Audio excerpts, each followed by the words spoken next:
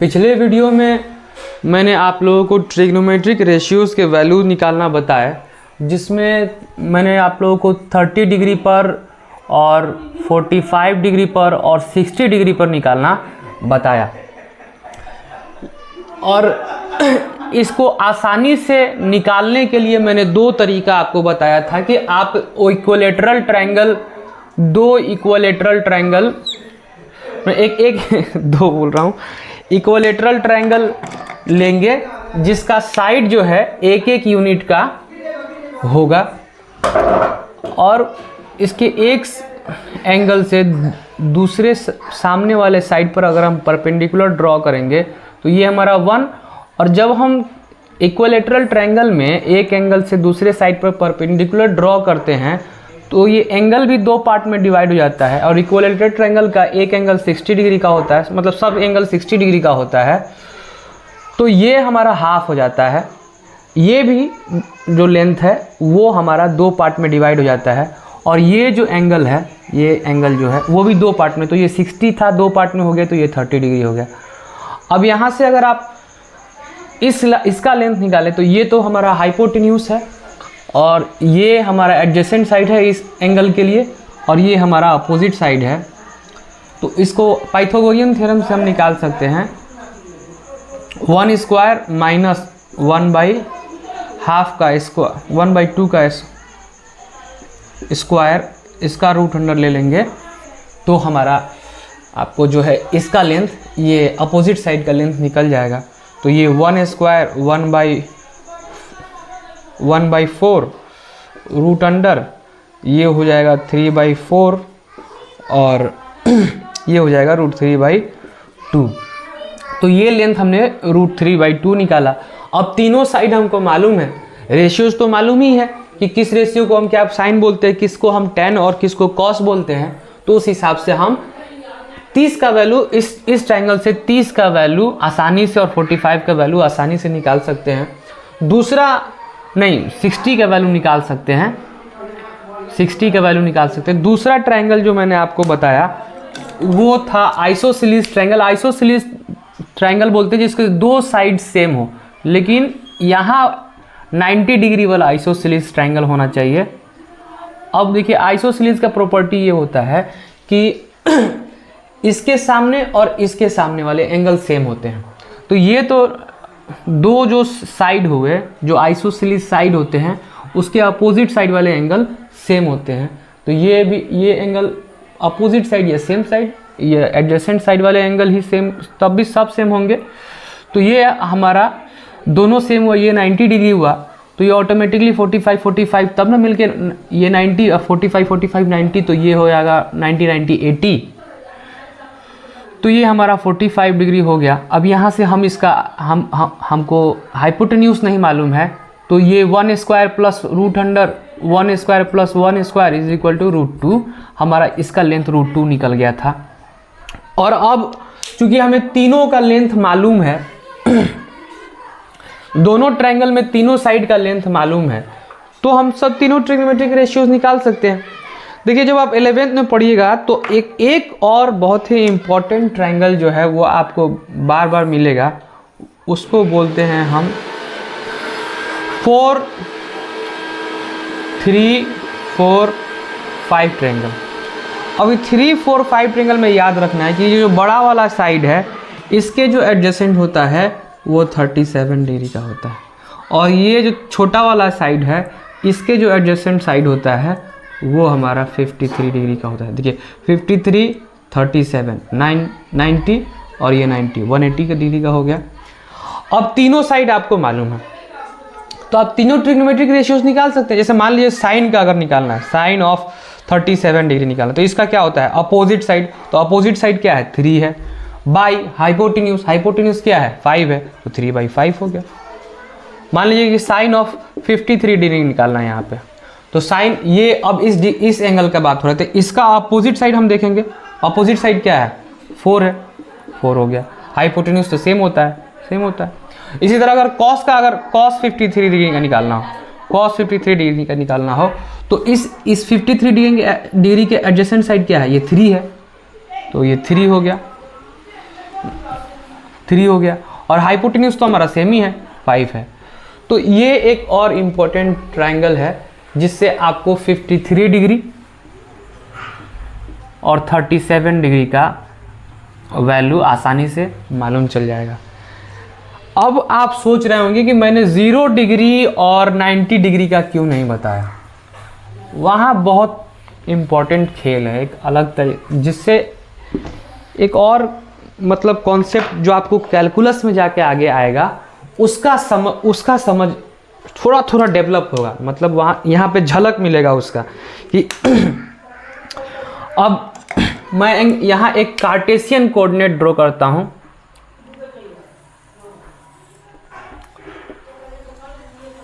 ये Cartesian coordinate draw कर दिया, ठीक है। तो इसको ऐसे भी बिना कार्टेशियन कोऑर्डिनेट के ही समझिए। ट्रायंगल का बात हो रहा है तो उसको बाद में उस तरह से समझेंगे। ये कोई 90 डिग्री का हमारा 2 साइड है। ये मान लीजिए ए है, ये बी है पॉइंट, और ये पॉइंट सी है। अब अगर हम यहाँ से पॉइंट बी और सी को मिलाए तो ये हमारा क्या मिलेगा आपको, हाइपोटेन्यूज मिलेगा। लेकिन देखिए अब इस एंगल को हम घटाते हैं, इस एंगल को जैसे जैसे हम घटाते जाते हैं, नहीं ये बढ़ रहा है, इस एंगल को हम बढ़ाते हैं। अब देखिए जैसे जैसे ये एंगल बढ़ रहा है, हमारा ये जो साइड है, इस एंगल का एडजेसेंट साइड जो है, एडजेसेंट साइड घटते जा रहा है, घटते घटते घटते घटते घटते घटते। अच्छा, अब कॉस का रेशियो हमारा क्या होता है, एडजेसेंट साइड अपॉन हाइपोटेन्यूज। अब देखिए यहाँ हो क्या रहा है कि हमारा जैसे जैसे हम एंगल बढ़ाते जा रहे हैं, हमारा एडजेसेंट साइड घटते जा रहा है।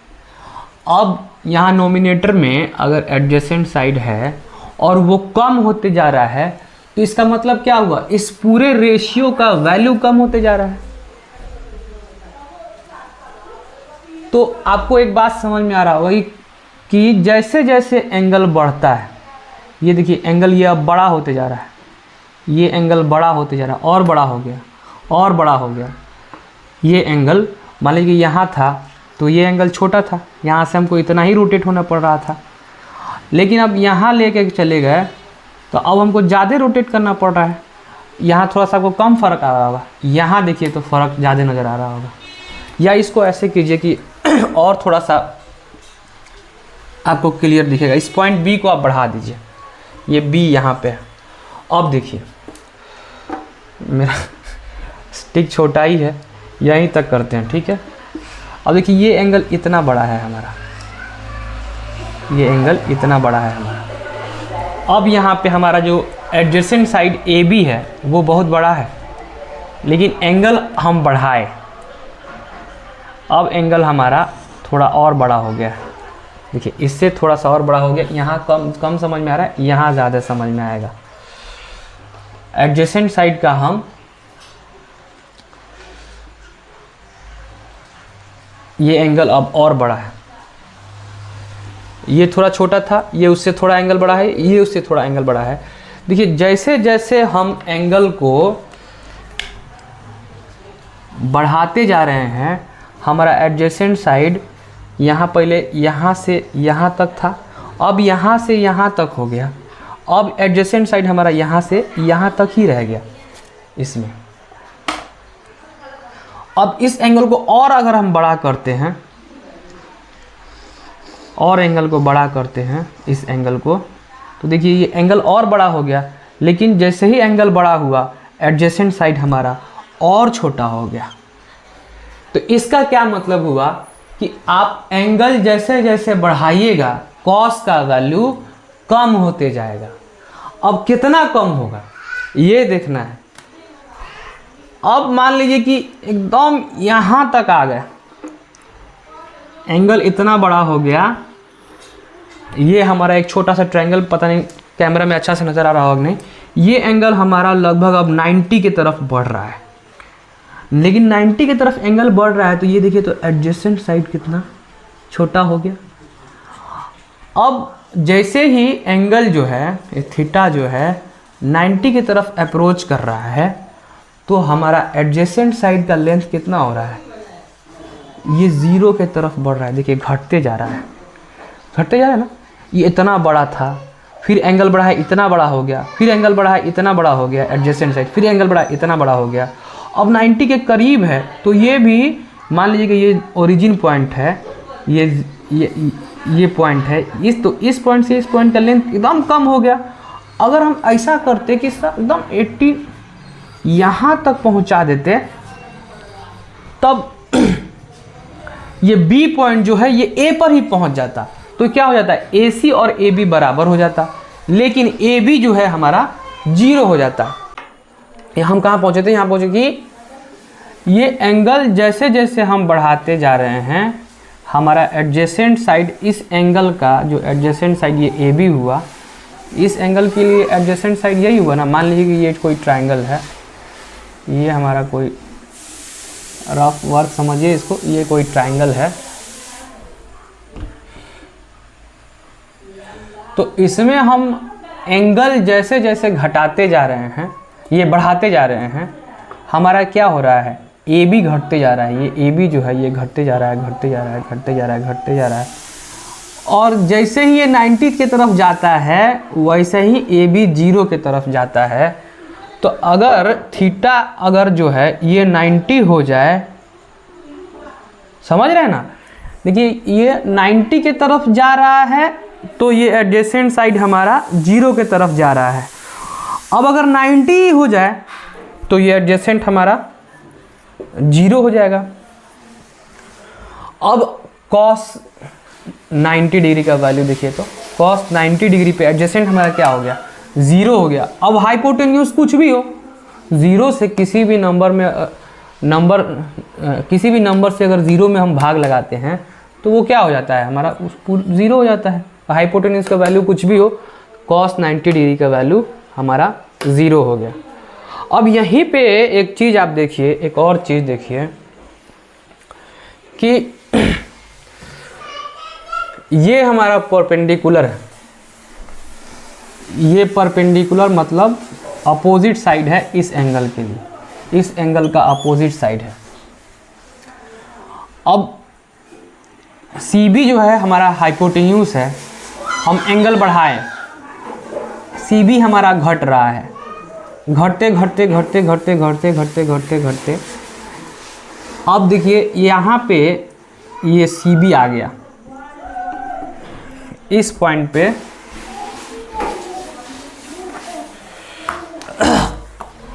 इस पॉइंट पे सी बी आ गया, ये सी बी आ गया। अब देखिए ये ए सी और सी बी बी सी दोनों का लेंथ लगभग बराबर है, तो ऐसे हम लिख सकते हैं कि अगर थीटा जब 90 डिग्री की तरफ बढ़ता है तो अपोजिट साइड जो है वो किसके तरफ बढ़ता है, हाइपोटेन्यूज की तरफ बढ़ता है, हाइपोटेन्यूज की तरफ बढ़ रहा है।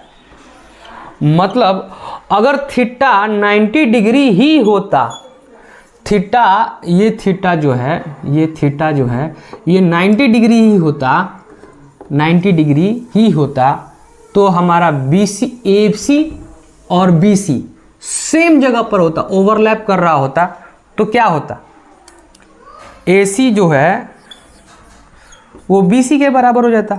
मतलब हाइपोटेन्यूज और अपोजिट साइड दोनों हमारे सेम हो जाते।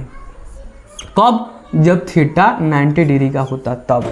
तो अब यहाँ से हम साइन का वैल्यू निकालिए तो साइन 90 डिग्री पर, साइन 90 डिग्री पर,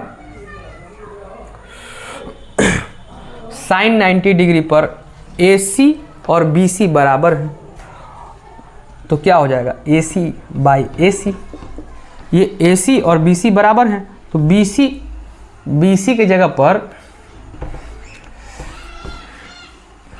क्या है यहाँ पे अपोजिट साइड, अपोजिट साइड हमारा ए सी है और एडजेसेंट हाइपोटेन्यूज क्या है बी सी है, BC। तो AC बाई BC होगा साइन 90 का वैल्यू, साइन थीटा का वैल्यू AC बाई BC होगा। तो साइन 90 पर क्या हो रहा है हमारा, BC और AC बराबर हो जा रहा है। तो जब दोनों बराबर संख्या में भाग देंगे, नंबर में भाग देंगे, तो हमारा कितना आता है, 1 आता है। बहुत सिंपल है, 2 में 2 से भाग देंगे तो 1 आएगा, 3 में 3 से भाग देंगे तो 1 आएगा। तो साइन 90 डिग्री का वैल्यू कितना हो गया, 1 हो गया। कॉस 90 का वैल्यू कितना हुआ, पहले इसको ऐसे लिखिए, साइन 90 का वैल्यू कितना हुआ, 1 हुआ, और कॉस 90 का वैल्यू, कॉस ऑफ 90 डिग्री का वैल्यू कितना हुआ, 0 हो गया। अब यहां से tan का वैल्यू निकालिए, तो tan 90 का, tan theta is equal to क्या होता है, साइन बाई कॉस होता है। तो ये साइन 90 बाई कॉस 90 हो जाएगा। तो यहां भी बाई कर दिए।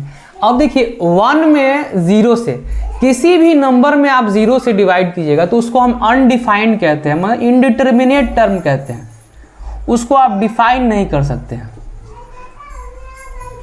अनडिफाइंड। ये कैसे, मान लीजिए हम 0 यहाँ कोई नंबर है, इसमें हम 5 से भाग देना चाहते हैं, ठीक है। अब इसमें 5 9 जा कीजिए तो कितना होगा, 5 9 जा, नहीं उल्टा लिख दिया मैंने, ये कोई संख्या 0 है,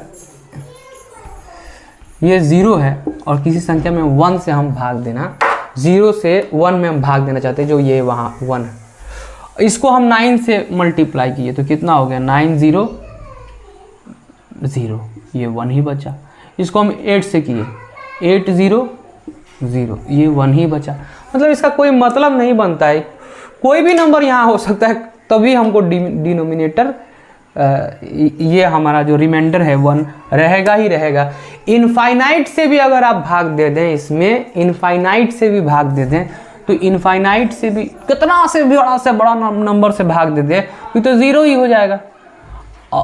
तो 0 में अगर अब 0 हो जाएगा, और 1 से हम 0 घटाएंगे, 1 बचेगा, 1 ही बचेगा।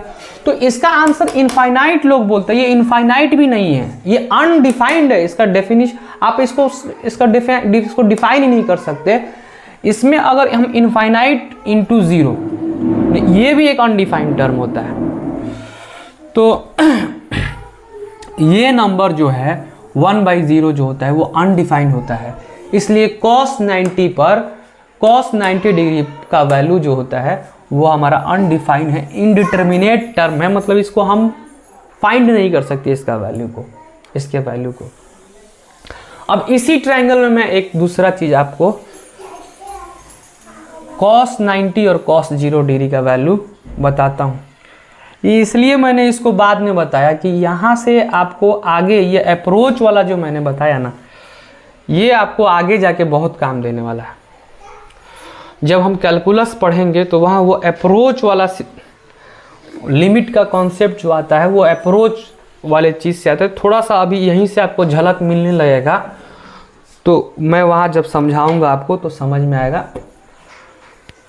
देखिए ये कोई मान लीजिए ट्रायंगल है, जैसे वहाँ लिया था मैंने, इसको A, इसको B और इसको C। अब इस दोनों को मिला दीजिए, ये एक ट्रायंगल हो गया, ये हमारा थीटा हो गया। अब थीटा को हम उस समय बढ़ाए थे, अब क्या करेंगे, कम करेंगे।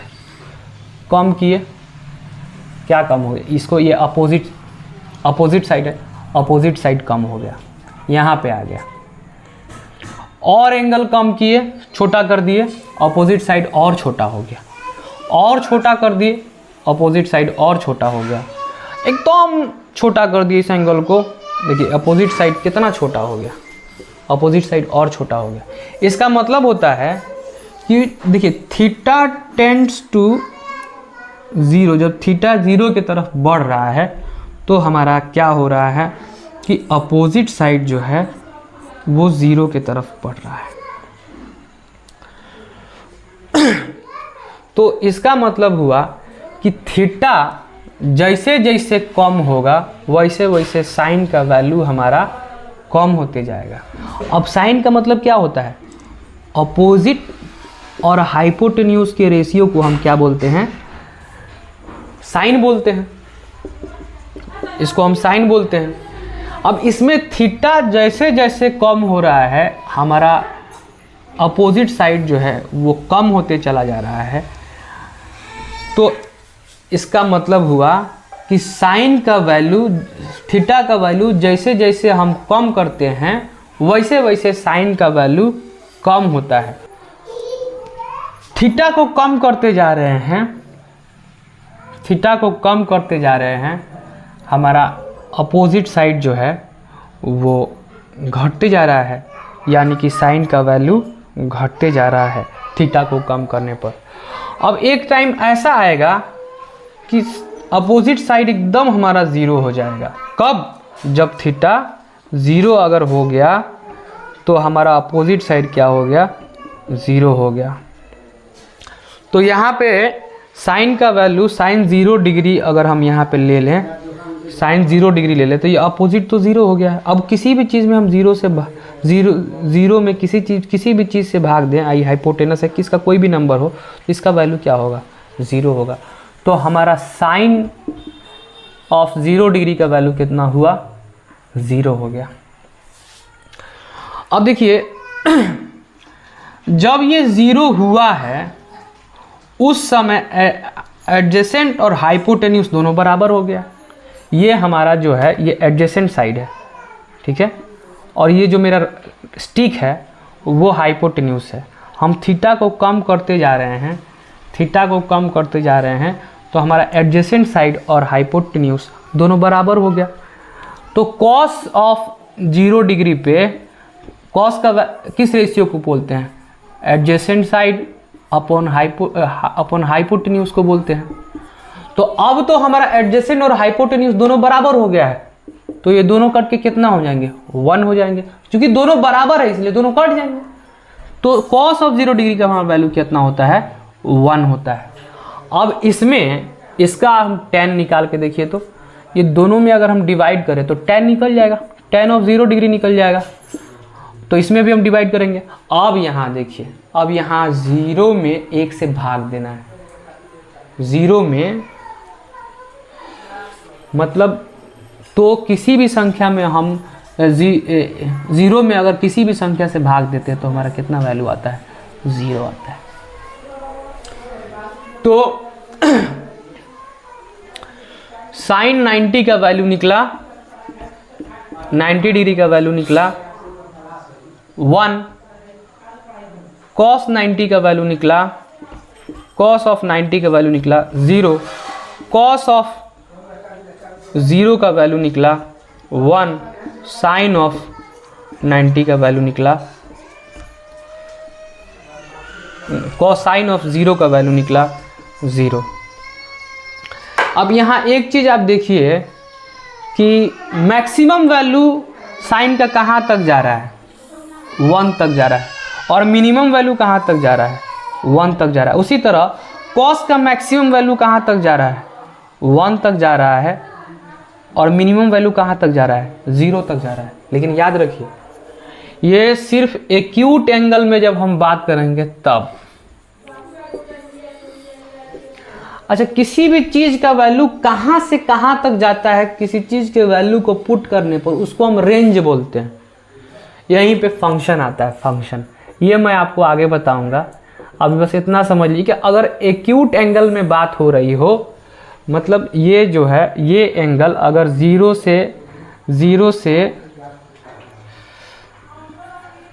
90 के बीच हो थीटा, तो इसको हम एक्यूट एंगल बोलेंगे।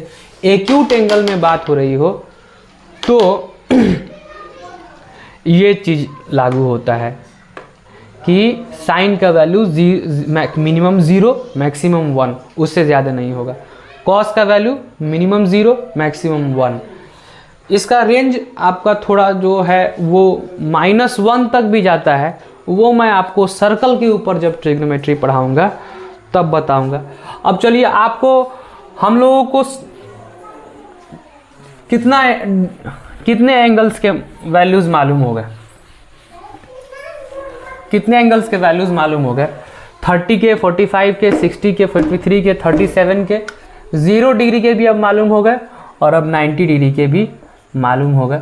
चार्ट आप बना लेंगे। और ये जो जितना भी ये एंगल्स जो है ना, इतना का वैल्यू आप हमेशा याद रखिए, एकदम मुंह पे रहना चाहिए। एकदम जैसे कि YouTube में किसी का किसी वीडियो का टेम्पो रेट बढ़ा देते हैं तो जैसे आवाज़ आता है, तो कोई पूछे साइन 60 डिग्री का वैल्यू कितना होता है, तो मुंह से वैसे निकलना चाहिए, एकदम tempo rate, high tempo rate में निकलना चाहिए। बार बार उसको लिखिए, बनाइए और याद कर लीजिए।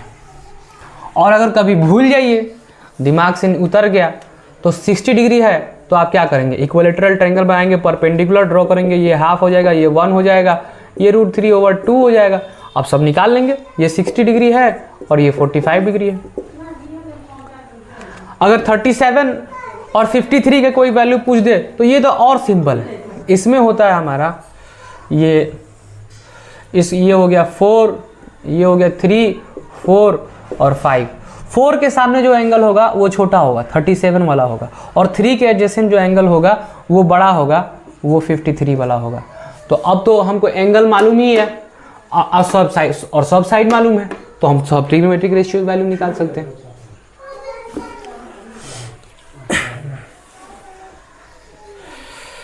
चलिए हम कुछ एग्जाम्पल्स लेते हैं।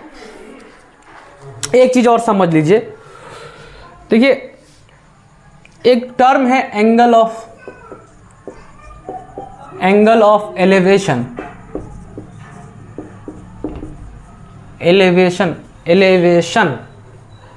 एलिवेशन मतलब किसी चीज को उठाना को एलिवेट करते हैं।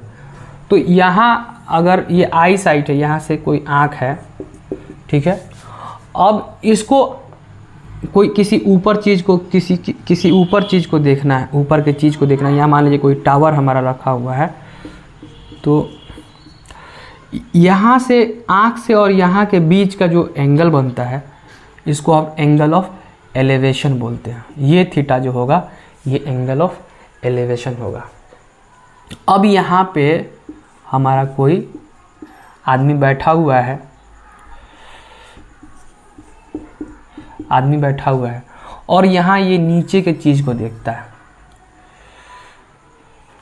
तो इसके आँख के सामने एक का लाइन ले लेंगे, और ये नीचे रखा हुआ है, या कहेंगे पत्थर है, इसको देखेंगे तो ये एंगल ऑफ डिप्रेशन हुआ, मतलब नीचे की तरफ झुका, डिप्रेशन।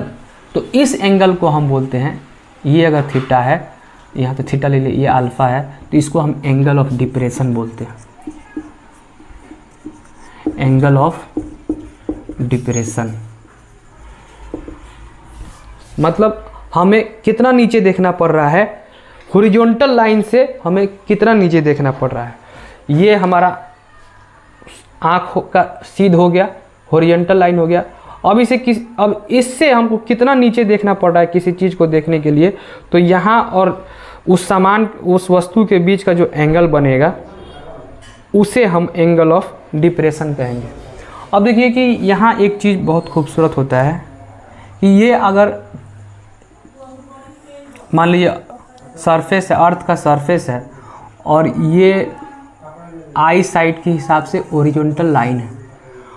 अब इस एंगल को हम एंगल ऑफ डिप्रेशन बोलते हैं। तो ये देखिए दो परपेंडिकुलर लाइन को एक तीसरा लाइन काट रहा है, तो ये एंगल और ये एंगल बराबर होगा। तो ये एंगल आपको अल्फा हो गया। अब इस टावर का लेंथ अगर आपको मालूम हो तो इस टावर से इस पत्थर के बीच का डिस्टेंस आप निकाल सकते हैं, tan ले लेंगे, tan अल्फा ले लेंगे। तो ये आप एंगल ऑफ एलिवेशन और एंगल ऑफ डिप्रेशन को आपने समझा। फिर से देखिए कि हमको किसी चीज़ को देखना है और वो ऊपर है, ऐसे ऊपर है, तो ये हमारा हॉरिजॉन्टल मतलब मेरे सर के सीध में जो लाइन था, सीध में सर के सीधा मतलब सर हम जिधर देख रहे हैं वो उसको हम हॉरिजॉन्टल लाइन मान ले सामने देखने पर। अब हमको ऊपर देखना है, तो उस हॉरिजॉन्टल लाइन से अब जो ऊपर देखने वाला, जब हम किसी चीज़ को देखें वहाँ तक जो देखे, इस हॉरिजॉन्टल लाइन के बीच ये एंगल जो बना, ये एंगल ऑफ एलिवेशन हुआ। अब फिर इसी से नापना है हम, जो आँख का सीध पे जो हमारा हॉरिजॉन्टल लाइन है, अब उससे हमको कितना नीचे देखना पड़ रहा है। तो इस हॉरिजॉन्टल लाइन और इसके बीच जो एंगल बनता है उसको हम एंगल ऑफ डिप्रेशन बोलते हैं। तो ये कोई आदमी है, इसका आँख सामने वाला जो लाइन है, आई साइड जो है वो सामने की तरफ है। अब उसको किसी चीज़ को देखने के लिए नीचे देखना पड़ रहा है, नीचे के सामान को देखने के लिए।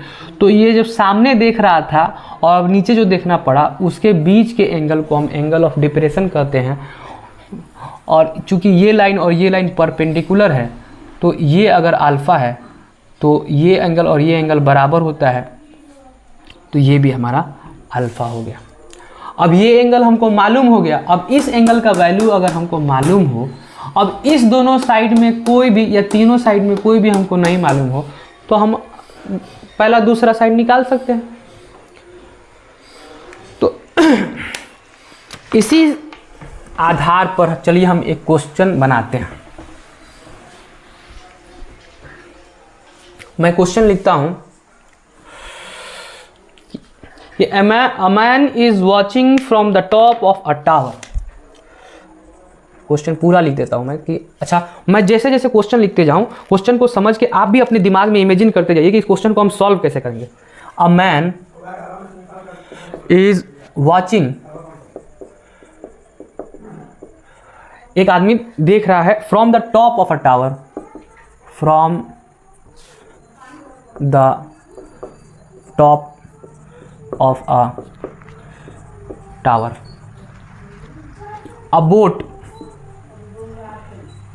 a boat speeding away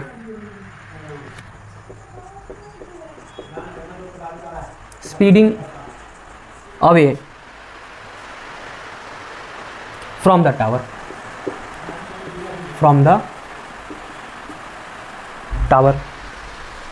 the angle of depression, आ गया ना angle of depression, angle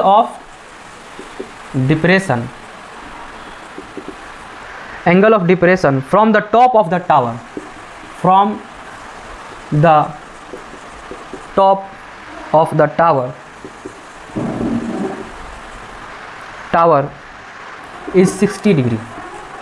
60 degree ये इंपॉर्टेंट है, ये एंगल ऑफ डिप्रेशन है हमारा 60 degree. when the boat is 80 metre away from the tower, लेकिन कब? when the boat is 80 metre away from the tower, after 10 seconds,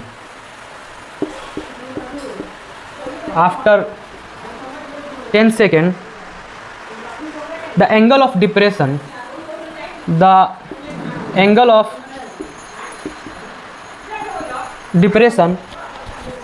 becomes 30 degree।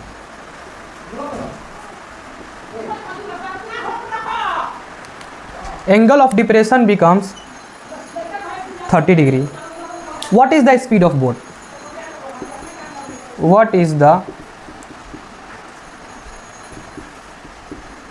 speed of boat? अब question को ध्यान से पढ़िए। हमारे पास तीन इंफॉर्मेशन है, 60 degree, 80 metre, 30 metre. A man is watching from a tower, मान लीजिए यहाँ कोई टावर है, यहाँ कोई हमारा ये टावर है, और यहाँ पे एक आदमी बैठा हुआ है। वॉचिंग फ्रॉम द टावर,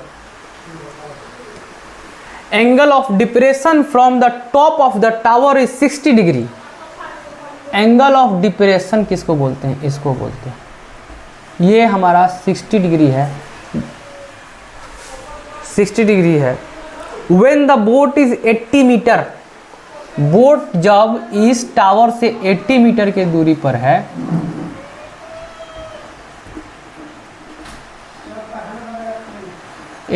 के दूरी पर है, तब हमारा एंगल ऑफ डिप्रेशन क्या है? 60 डिग्री है। Away from the tower after 10 second, अब 10 सेकेंड के बाद बोट और आगे गई होगी। मान लीजिए ये कोई बोट यहाँ पे था, यहाँ पे था, तो एंगल ऑफ डिप्रेशन हमारा 60 डिग्री था। इसको देखने के लिए 60 डिग्री एंगल उस टावर पर के आदमी को आंख झुकाना पड़ता था। लेकिन 10 सेकेंड के बाद बोट यहाँ से यहाँ चली गई, कहीं चली गई। After 10 second the angle of depression becomes 30 degree. अब ये एंगल ऑफ डिप्रेशन जो है वो हमारा और कम हो गया, इस लाइन को इसका हाफ हो गया। ये अगर 60 डिग्री है तो इसका हाफ हो गया। अब यहाँ पे पहुँचा है, तब एंगल ऑफ डिप्रेशन जो है उसको कम झुकाना पड़ा आँख, यानी कि वो दूर चला गया। अब हमको निकालना है what is the speed of boat. अब यहाँ पे अगर आप इस लाइन को इस लाइन से मिलाइएगा, ठीक है,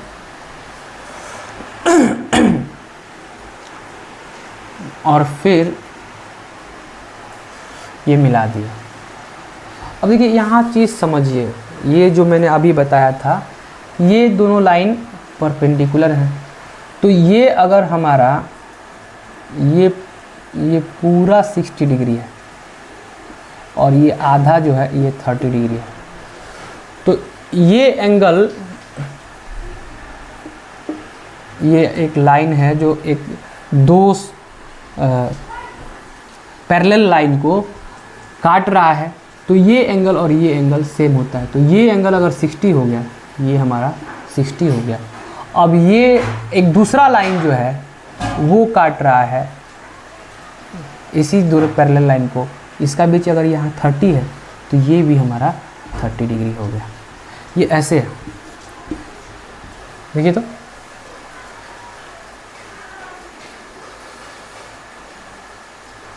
ये एंगल जो हमारा होगा वही एंगल ये होगा। ये मैं यहाँ पे बात बोल रहा हूँ,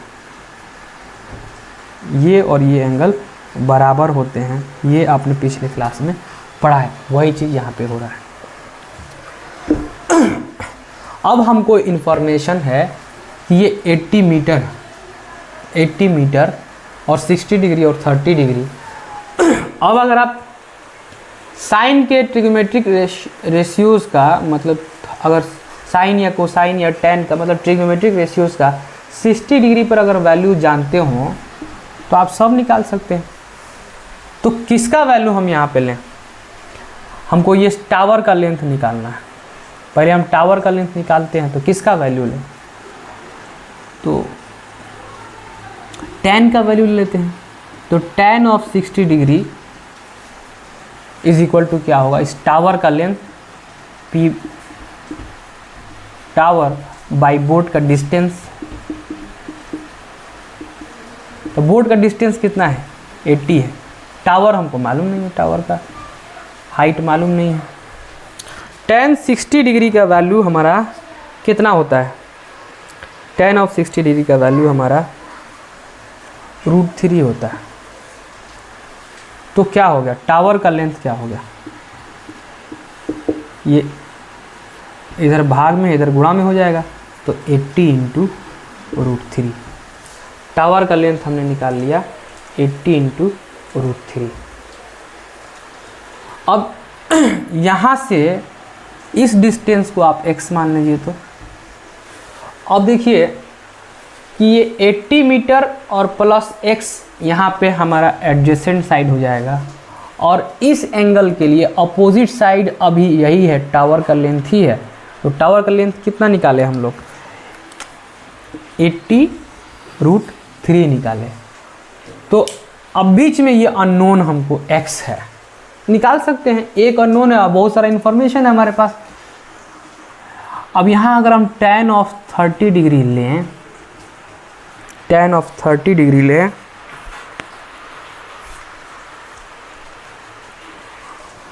तो क्या होगा हमारा वैल्यू? tan ऑफ 30 डिग्री के ले तो इस थीटा का tan ले रहे हैं, तो ये अपोजिट साइड यानी कि टावर का लेंथ कितना है हमारा? 80 √3 बाई, और एडजेसेंट साइड क्या है हमारा? 80 प्लस x। और tan 30 डिग्री का वैल्यू कितना होता है? 1/√3 होता है। Is equal to 80 into √3 by 80 plus x। मैं इसी चीज़ को यहाँ पे सॉल्व करता हूँ।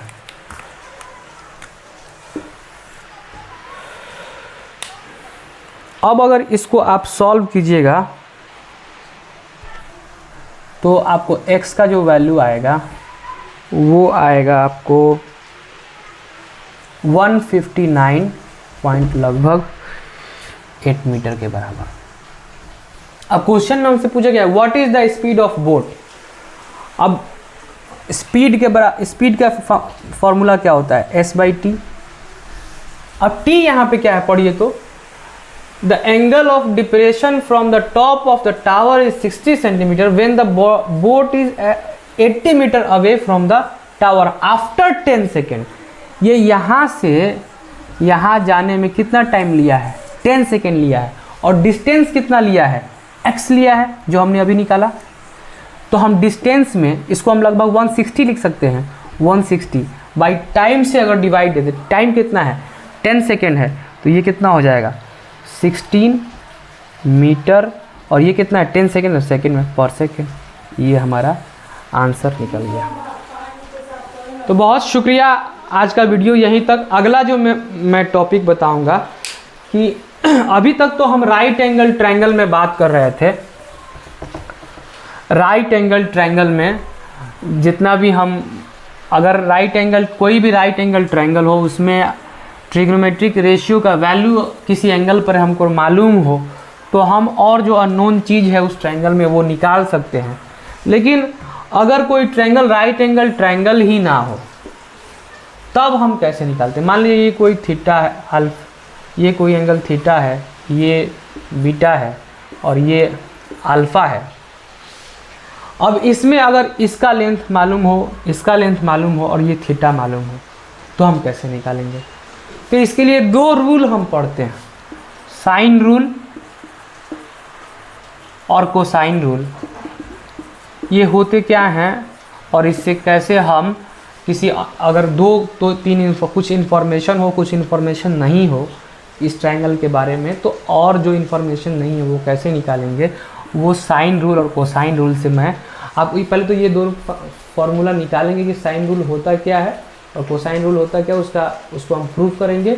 और प्रूव करने के बाद मैं उस पर कुछ एग्जांपल्स दूंगा जिससे आपको बताऊंगा कि अगर कोई ट्रायंगल राइट एंगल नहीं भी हो तो उसमें भी हम अननोन साइड या अननोन एंगल को कैसे मालूम करते हैं।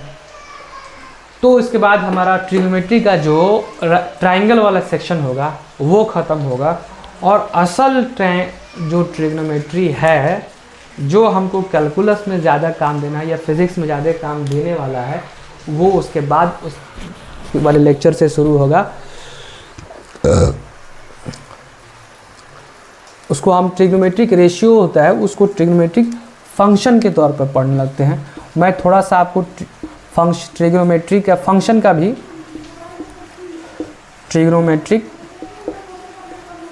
फंक्शन के तौर पर पढ़ते हैं, और ये फंक्शन क्यों होता है इसका भी, इसके बारे में मैं आपको बताऊंगा, थोड़ा सा फंक्शन भी बताऊंगा। लेकिन ये एक सर्कल है और ये कोई कार्टेशियन कोऑर्डिनेट है, ये हम r ड्रॉ किए, इसके आधार पर, और यहाँ से एक परपेंडिकुलर अगर हम ड्रॉ करते हैं तो ये हमारा क्या हो गया, एडजेसेंट साइड हो गया, यानी बेस हो गया, b हो गया, और इसके अपोजिट जो हुआ हमारा अपोजिट साइड हो गया यानी p हो गया, और ये h हो गया। अब इसके अंदर हम एक राइट एंगल ट्रायंगल ढूंढ के और फिर अलग अलग ट्रिग्नोमेट्रिक रेशियो एंगल पर ट्रिग्नोमेट्रिक रेशियोज़ के वैल्यू निकालते हैं। यहाँ पर अब एक्यूट एंगल तक आप सीमित नहीं रहिएगा। अब हम ये अगर इतना बड़ा है तो ये एंगल अगर इतना बड़ा है तो इसका भी वैल्यू निकालना सीखेंगे। तो बहुत शुक्रिया यहाँ तक देखने के लिए। मिलते हैं अगले वीडियो में साइन रूल और कोसाइन रूल के साथ। धन्यवाद।